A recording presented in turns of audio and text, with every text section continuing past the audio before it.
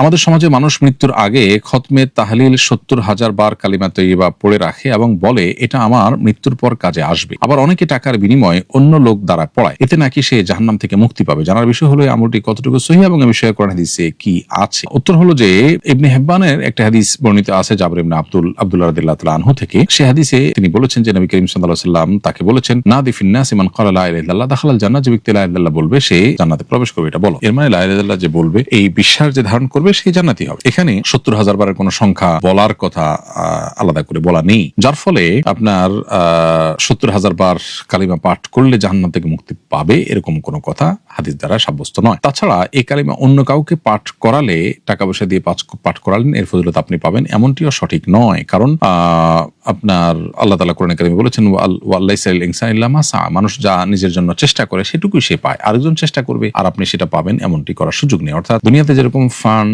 বা balance transfer করা যায়, এরকম আমল বা নেকামল সব একজনে করলেন, করে আরেকজনকে ট্রান্সফার করে দিয়ে দিলেন, এরকমটি সুযোগ কিন্তু নেই। যে আমল করবেন তিনি তার সওয়াব লাভ করবেন।